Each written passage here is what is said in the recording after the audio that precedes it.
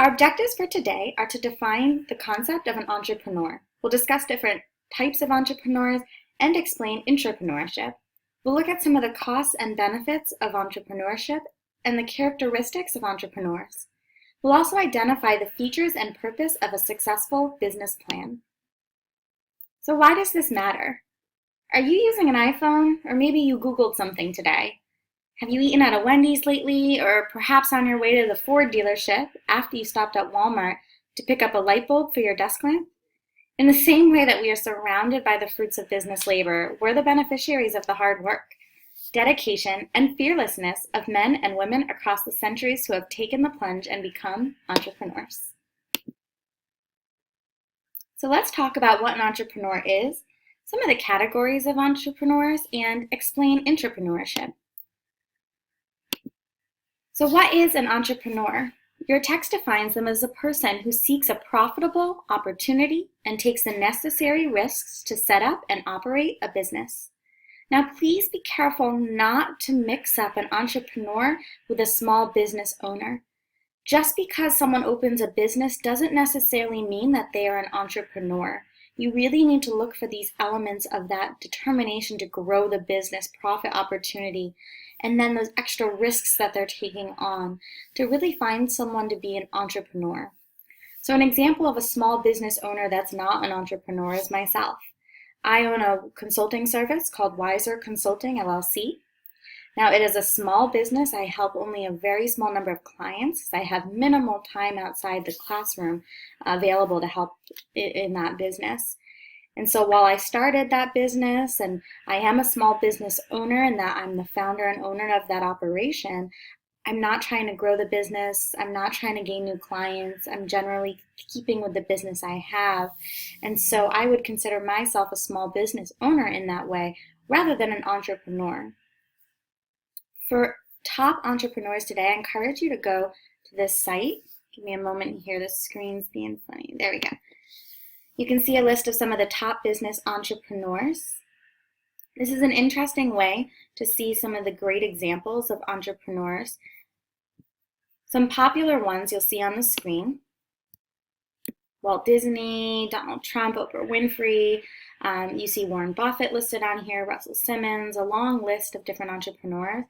This site is really neat because if you click on one of the entrepreneurs that interests you, for instance, Sean Combs, it'll actually bring up, and let me move this over so you can see, some more information on the background of the specific entrepreneur and help you to learn more about them. So it's a great way for those of you that want to dive deeper to get some great illustrations of the different entrepreneurs today. So now let's look at the different types of entrepreneurs. The first type of entrepreneur is what we call a classic entrepreneur.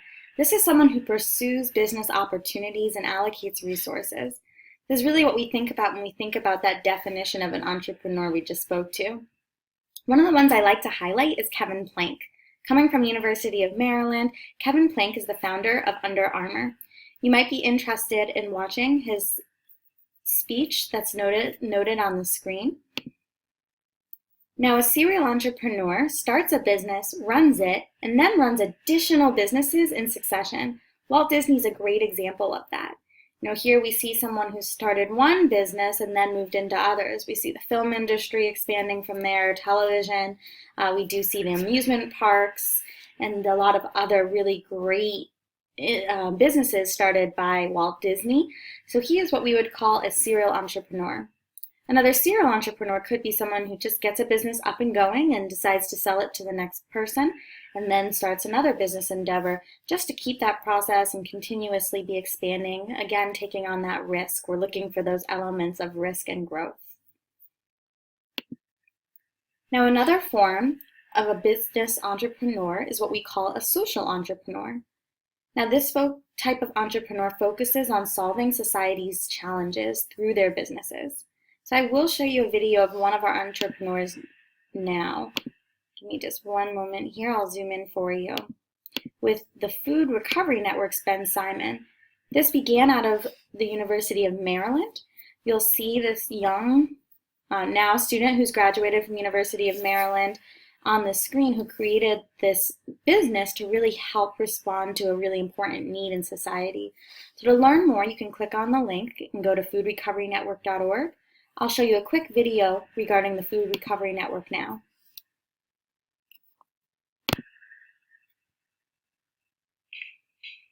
I was doing research for a paper on food policy and I came across the Food Recovery Network. 13 pounds. The idea of not throwing away the food that the dining hall serves every day seemed so logical to me that I couldn't believe it didn't already exist at a place like Goucher where people are so conscious of social justice issues. Growing up, my family never wasted anything. And so when I came to college, it was just crazy, this buffet style food. And I just didn't really think there was anything I could do about it. 2.5 years ago at the University of Maryland in College Park is when FRN was started. The number of chapters have been growing like crazy, and at this point we have recovered over 280,000 pounds of food. So the amount of food that we get on a weekly basis varies. It's great when we get a little extra, but it's also great when we don't, because that means less food is being wasted by the students. So we take the temperature to make sure that it's within a safe range between 41 and 125. That's when bacteria can grow. All the food that's on the table. So there you see a really great example of a business that helps this challenge going on through society and food waste. And Ben Simons, being the founder of the Food Recovery Network, is really great because he's helping address a concern on a college campus, which really connects well, I think, to you and I. Now, I like to show this example because here we get to see many of the categories of entrepreneurship. Of course, he's a social entrepreneur, but he's also a classic entrepreneur in starting this business endeavor. And what you don't see on the screen is he's now moved forward to create other businesses still in the food industry, and that would make him a serial entrepreneur now today. I'm just going to adjust the screen here so you can see this here. We're going to talk a little more about additional social entrepreneurship, which is the Billions in Change movement. The Billions in Change movement is led by billionaire Manav Bhargava, creator of the 5-hour energy drink, who believes those with more have a duty to serve those with less. He's committed to enabling the unlucky half of the world to obtain basic needs so they can live healthy, productive lives. That goal is the focus of the work he is funding through Stage 2, the Hans Foundation, and the Hans Foundation hospitals. Manoj has dedicated 99% of his wealth to helping those in need and is employing a unique zero-profit business model in order to serve as many people as possible. So you might be interested in looking into the Billions in Change movement by clicking on the billionsandchange.com link below.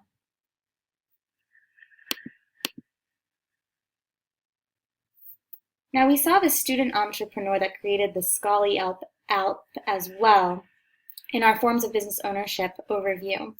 I do just want to talk about Christopher Gray just one more time here as another example of a classic entrepreneur, a social entrepreneur, and another student entrepreneur. So I hope he inspires some of you. You know, here you'll see that he had 2 siblings. He was raised in Birmingham, Alabama, by a single mom with a low income. Budgeting was so tight that despite a really high grade point average and test scores, he could not apply everywhere he wanted to for college due to the application fees. But with some digging, he was able to get a whopping $1.3 million in scholarships, including a full ride from the Bill and Melinda Gates Foundation. On a recent Shark Tank show, he explains that $100 million in scholarships actually goes unused every year. And Scholarly is simply a smartphone app that matches students with hundreds of higher education scholarships that they're allowed to apply for, tailored to their demographic, home state, and other characteristics. It's really easy to use and it provides a huge resource for students. I hope you check out the Scholarly app to learn more about scholarships available. We'll now talk a little more about intrapreneurship.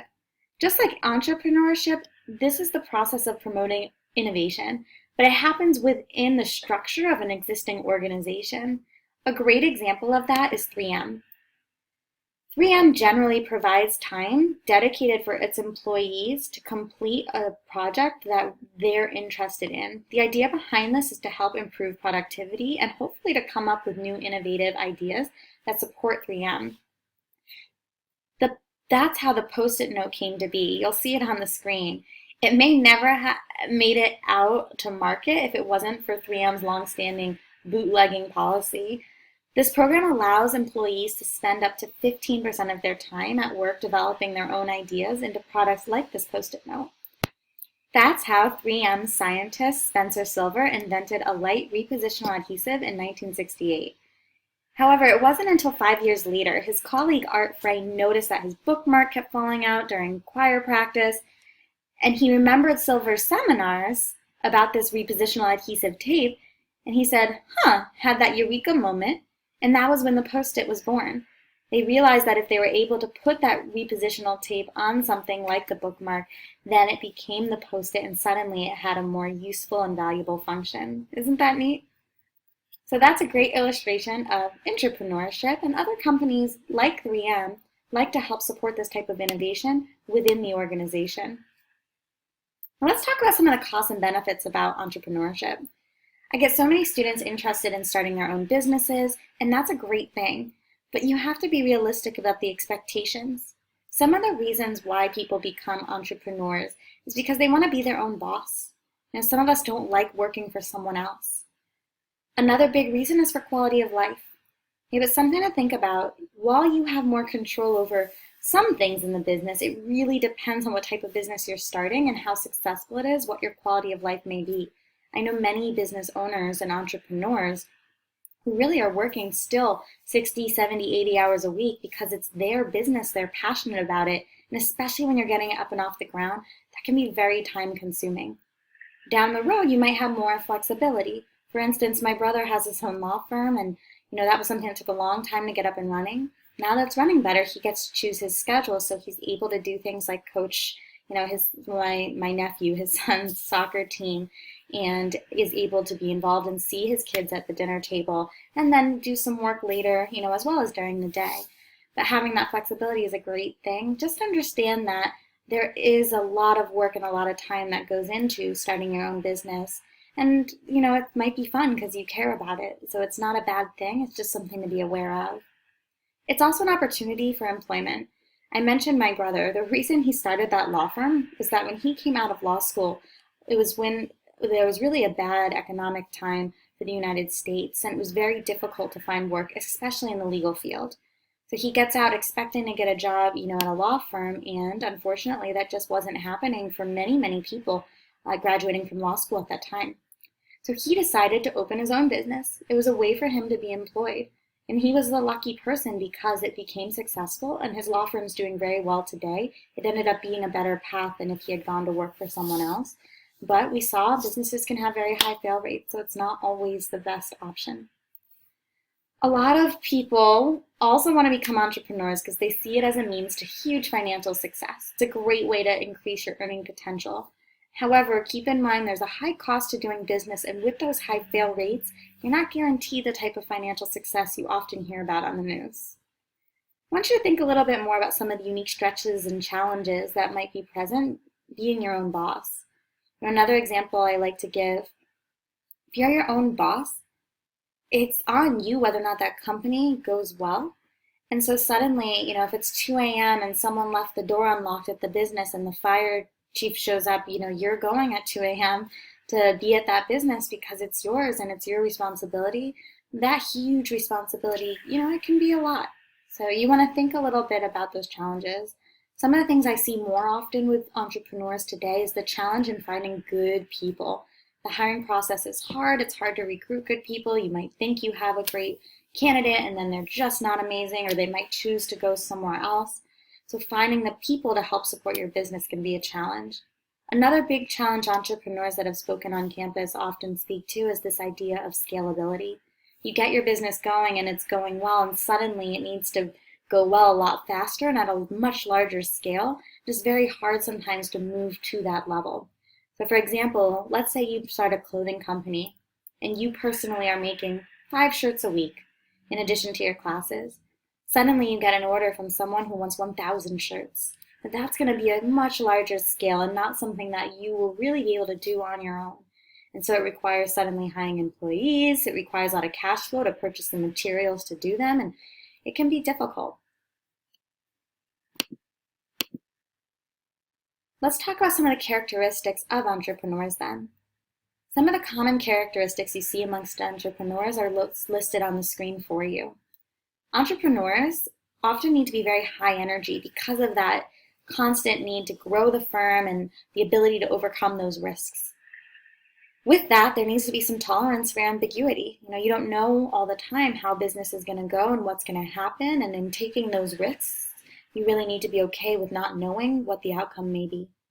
You also need to be creative, not just coming up with a new idea, product, a new service. It's really about being creative about how you're using your resources, using less resources in a more productive way to have a better outcome. You also have to be okay with failing. We talked about how much businesses fail. Entrepreneurs generally, when they're successful, have had multiple instances where they've started a business, had it fail, and then finally got this one that made it. Usually it's not just, hey, I started a business and everything went well and now I'm a really huge successful entrepreneur. Often there can be a series of failures along the way, and you got to be okay with that. There also needs to be this drive to achieve. Constantly looking to improve profits and to build the business, you really need that motivation. You also have to have that vision then, being able to see where the business can go. That internal locus of control is having some belief that you have some control over the fate of the business and understanding your impact then. All of this really comes with the ability to be optimistic, being able to look at the positive side of things and stay positive even in the face of failure. I want you to think about 3 to 5 successful entrepreneurs. It could be big or small. And think about some of the characteristics and traits that you believe make that person an entrepreneur.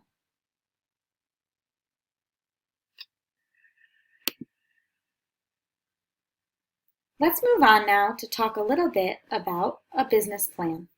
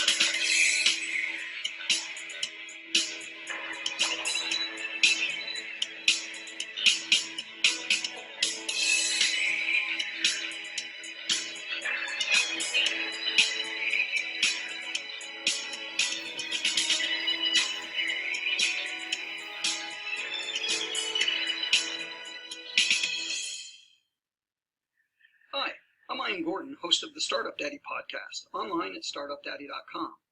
The bottom line is that you want the best chance for success with your new business, and to do that, you need a good plan.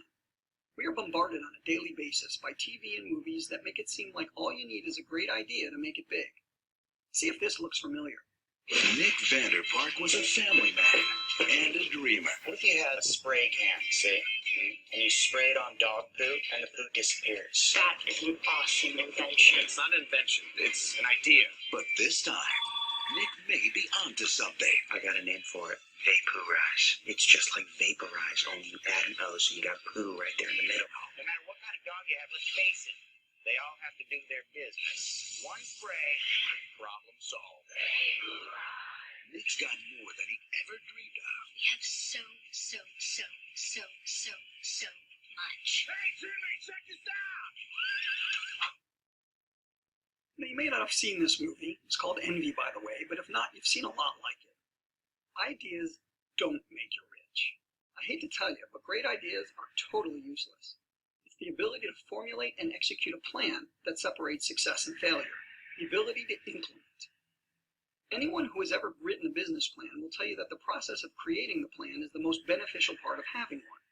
Going through the research and having to articulate your ideas, even if it's only for you as an internal document, really helps you focus on the specific steps necessary for you to succeed. Like Eisenhower said, plans are worthless, but planning is essential. Now, you don't need an MBA or expensive software to make a business plan either. Like most things, it's just a matter of knowing the steps. I give away free templates on startupdaddy.com, so if you haven't done so already, pause the video and go over there now. So as the video you just saw with startupdaddy.com was really helpful in a couple ways. It talked about what exactly an idea's value is. It's not just the key ingredient to making a business function well. And there we see the importance in planning with the business plan. And we'll learn more about the business plan in a moment. I encourage you to check out resources like startupdaddy.com, SBA.gov. All these free resources exist to help you with things like building your idea so that it can be successful. So let's start with that idea.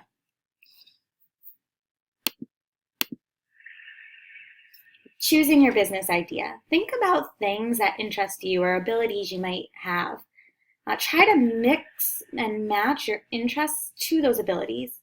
Also identify future needs for products that perhaps no one offers yet. You know, that thing you're always griping about, oh, this doesn't work right. Finding instead a solution to that could be your innovation.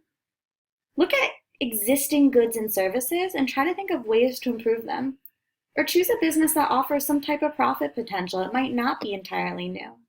You want to conduct market research to determine the potential profitability.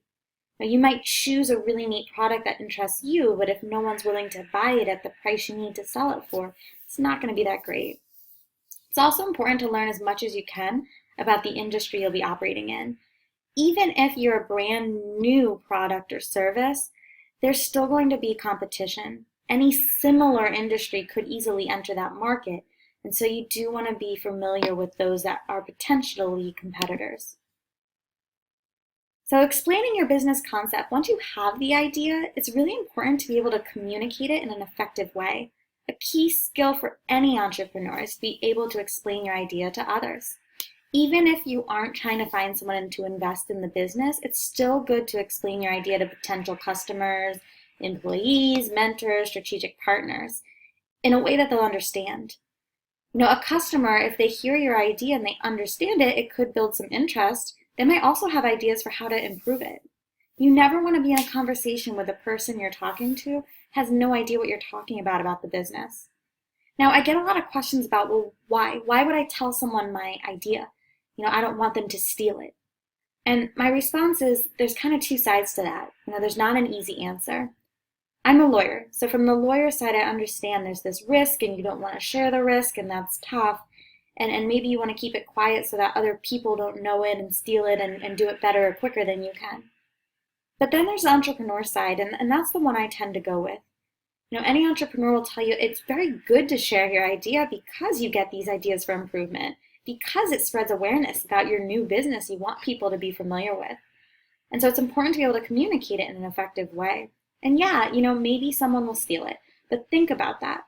You know, Facebook, were they the first social media site to operate in that way? Not really. You know, MySpace was out there too.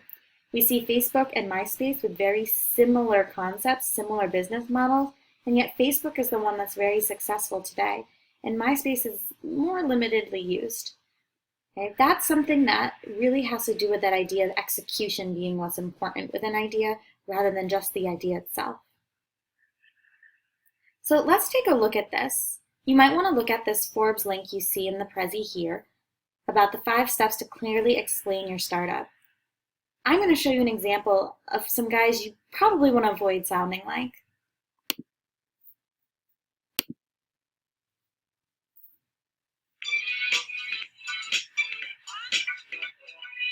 So the long and the short of it is the website is in trouble. I hear you guys can help.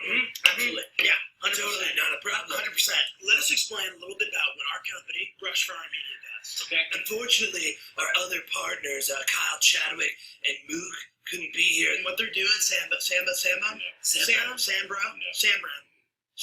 like Sambone. What's actually interesting about Sambone is they are pitching a straight-to-Nokia-based smartphone app called 5 Square, similar to 4 Square, except that it's for medical professionals who have HPV. What Brushfire Media does is a little different. We started in our dorm room at Oswego College 4 years ago as a way to seamlessly fuse branded integrations with content creators such as yourself. What's any of that mean? Okay, look, if I could just drive the bus for a second. Okay. Branded integration from a user-side content platform is that. It's totally that. It's that. And I don't mean to offend anyone. That is why we started Movie Mood Digital, okay, to focus on SEO, keyword-rich trend tracking, and have had a lot of success on the mobile-to-mobile, tablet-based client side. So then we use that momentum with our silent partners, Brady, Chad, Dexter, Tyler, and Tim. We started up Gizcrunk Media, which provides user testing from an analytic. Okay, I think you get the point. So while you're watching that video, you see a couple big errors going on. First of all, what was that business about? It's very difficult in watching that clip to determine exactly what the business is. So how does that help drive a sale or help get an investor? You'll notice things like they had sunglasses on, very casual. They are very disruptive in the meeting with their phones constantly going off, which is not the best way to communicate an idea. It's distracting and it can be rude. Okay? We see them dropping a lot of different terminology from the industry that the client might not be very familiar with, or the potential investor. They're also dropping a lot of names that really were not relevant. And so we see there are a few examples of how all this different information, too much information, can really cloud the communication of what exactly the idea is and its value.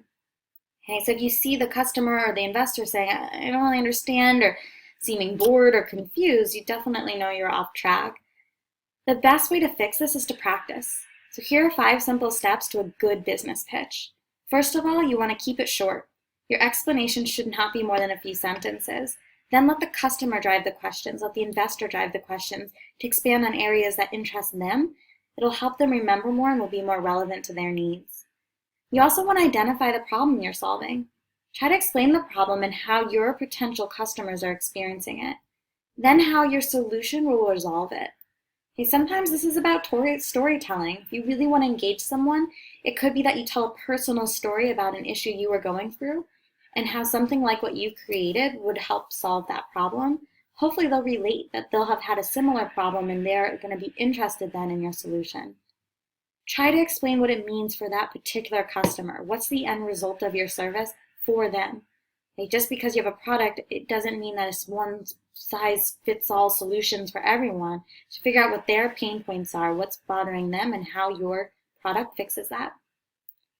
In that way, you really want to be personal. You want to personalize the experience, and that'll help keep them engaged. If you can share any type of interaction you've had with it, any bad experiences you've had that led to the solution, how you came up with the idea and why it's been helpful, any client stories or client feedback, that's going to be really valuable, and that's going to be more attention grabbing. You also need to be careful. You don't have to sell every bell and whistle. You only have a few sentences. Really, it's not a ton of time to kind of grab their attention.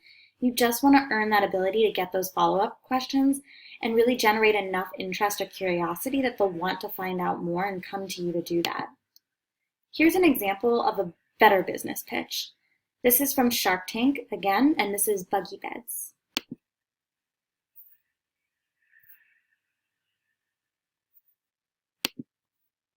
Make history. What's in your wallet? Bedbugs are crawling everywhere. These simple little fabric hitchhikers have been causing panic and chaos across the world. Bedbug infestations have increased over 500% in the last few years alone, causing a global epidemic. Stop the madness. A simple twin bed like this can have thousands to hundreds of thousands of bedbugs feeding on you, causing you red, swollen, itchy lumps. And one female can lay up to 500 eggs. Wow. You could have bedbugs in your home and not even know it.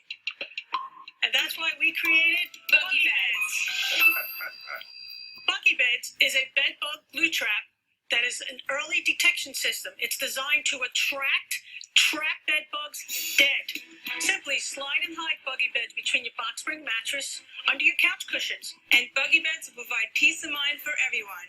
Sleep tight and don't let the bedbugs bite. So you just saw an example of Buggy Beds and a great business pitch. Really it was fast and quick, but you got some information about what the problem was. We saw them to really explain, even if you never thought about bed bugs before, that they are a really big problem and how they can be fixed with the solution that that team you saw on the screen created. So that's a great way to just build interest and be relatable, and then those questions that are important to the customer will follow. Now, I want to help you with an activity to help convey your business idea. there's a business concept worksheet available in Blackboard under the Learning module. This worksheet helps you walk through the elements of pitching your business idea and then practicing. So talk to 2 other businesses, explain your business concept, and then think about how any kind of notes that they're giving you, any feedback they're giving you, can help you in improving how you're communicating that. If they ask you questions, for instance, what seems to be unclear, you can think about new ways to rephrase that. So practicing pitching your business in front of different groups, in front of different people, can help you to improve the quality of that message. So you'll see an example here of that business worksheet referenced. They're talking through what your product or service is, what it does, how it's different from others. That helps you understand your competitive advantage. Looking at who will buy it. That's important to help you in developing a message that's relevant. For example, if it's college students buying it, you might know that college students are very heavy users of social media. So it might be that you utilize social media and talking about a pain point in terms of social media to help drive their interest in hearing your message. Thinking about some of the reasons they might buy it and focusing on those and those that are relevant to that specific group. Also how you'll generate cash flow. So where's the money going to come from? Especially if it's a nonprofit business, you want to think about how are you going to drive revenue in to help keep the business up and going. And how will you promote and sell your business? Those are all things you want to help think through. You really want to tie all of these answers into a very short word statement and then practice that delivery. And again, think about the questions, think about the feedback, and try to make improvements to your message based on those. And hopefully you'll have a really strong business pitch.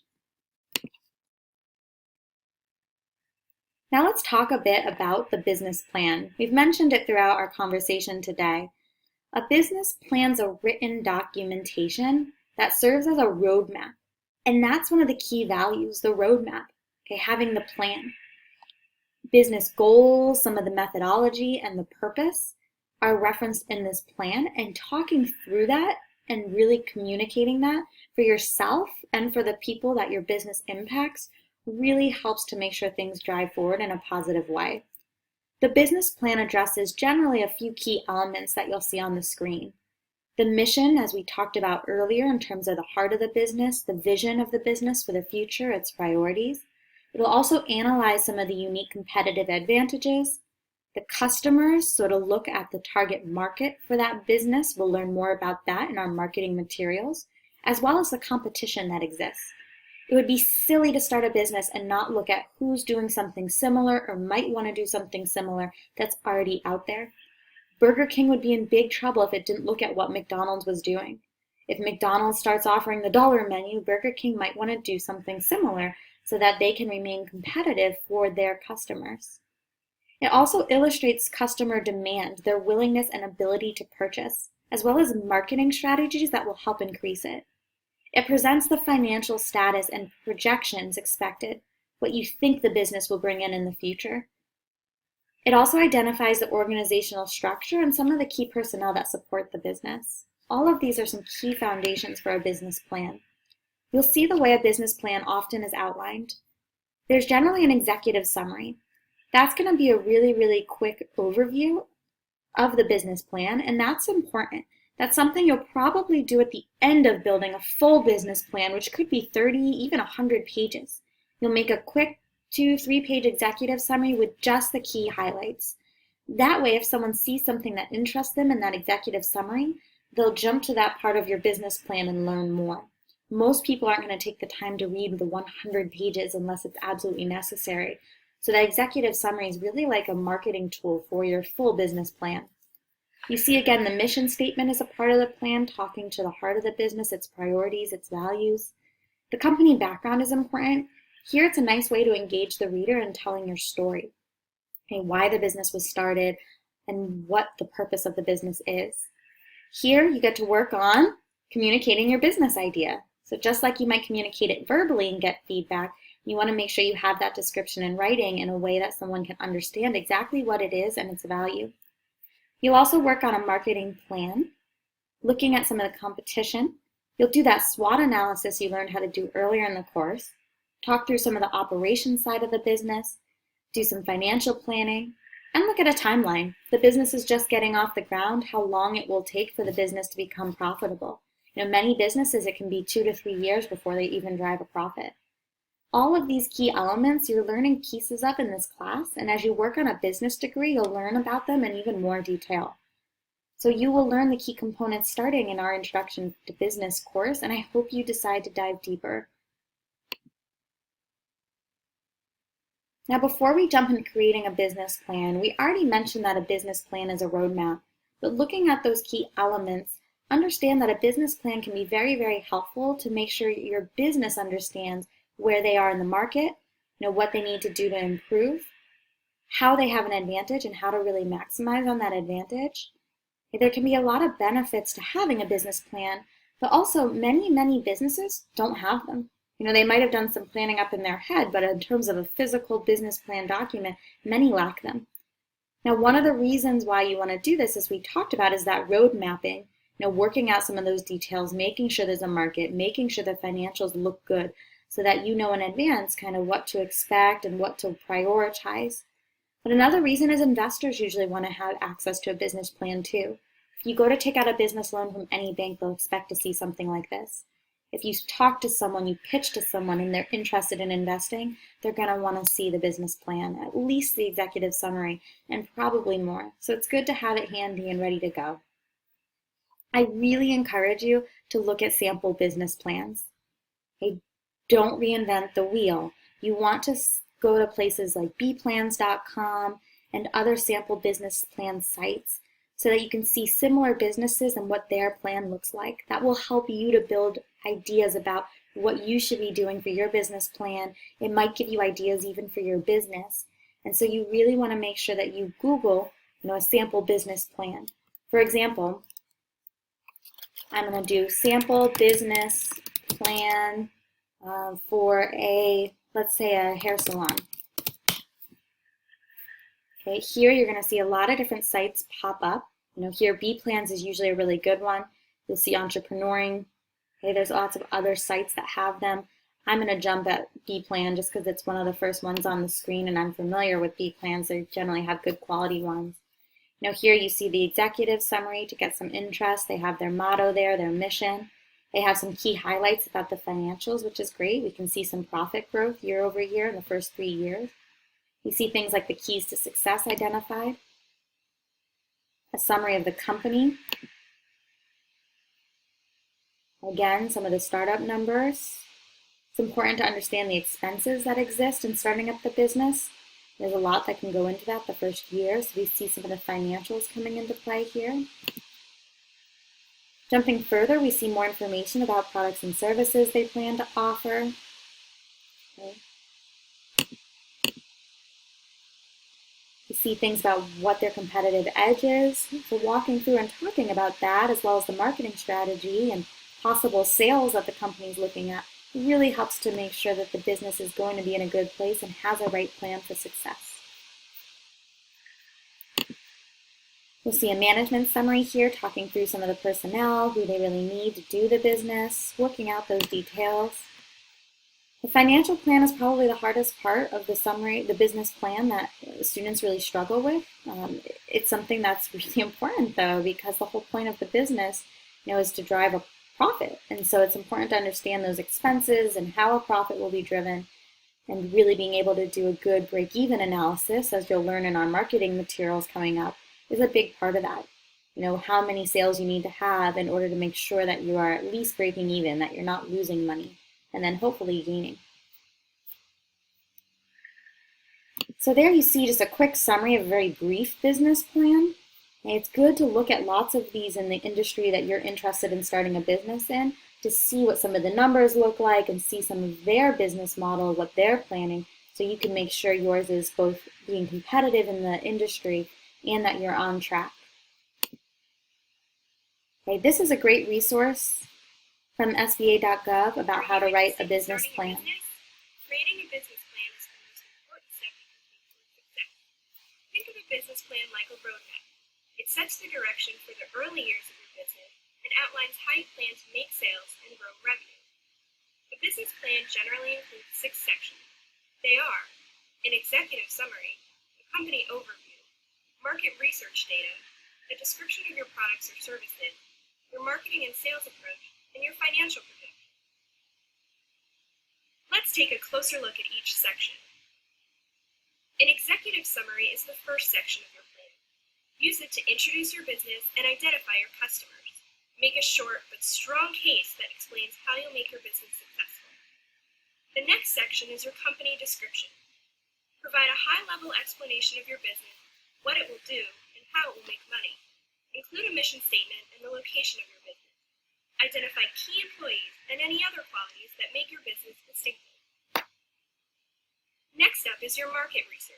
Use this section to provide detailed information that shows you've done your homework and that you understand your industry and target market. Be sure to include an assessment of your competitors and any legal requirements impacting your company and industry.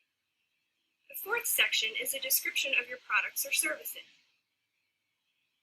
What are you selling? How will it meet the needs of your customers? What are its benefits compared to the competition? Answer these questions in detail, and be sure to note the current development stage of your business. Discuss marketing and sales in the fifth section of your plan. Explain how you'll identify potential customers. You'll also need to include your marketing approach. Provide financial projections in the final section of your business plan. This is important for investors and lenders because it explains how your business will meet its financial obligations and maintain a positive cash flow balance. Are you ready to get started? Build your customized business plan using SBA's free step-by-step tool. It'll help you. So SBA.gov, as we've talked about before, is a great resource to help you if you're starting a business and especially in building a business plan.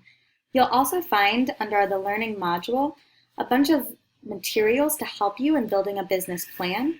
As part of that, you will see for each of those key components of a business plan, there is a lecture from one of our business faculty that gives you a quick overview of what you should be addressing and how to do so. I encourage you to take a look at those materials, especially if you're starting your own business or helping someone who owns a business now or your current employer in building a business plan. Now, please don't take away from this that you have to have a business plan to be successful. Many small businesses do not have a business plan because they didn't get to take a class like this, and the owners don't necessarily find value in building this type of paperwork for their business. And so again, while they have it up here, they might not have ever put it down in writing. That doesn't mean the business is not going to be successful, but it certainly increases your chances to think through these details, think through your strategy, really work through the financials, and make sure your business is on the right track in the market. And especially if you're working with someone else, it can help to make sure that you're on the same page. So while not all businesses will have this in writing, hopefully you would. I hope you found this helpful today to learn more about starting and growing a business as an entrepreneur and some of the great resources that are important to help accompany that, like the business plan. Thank you.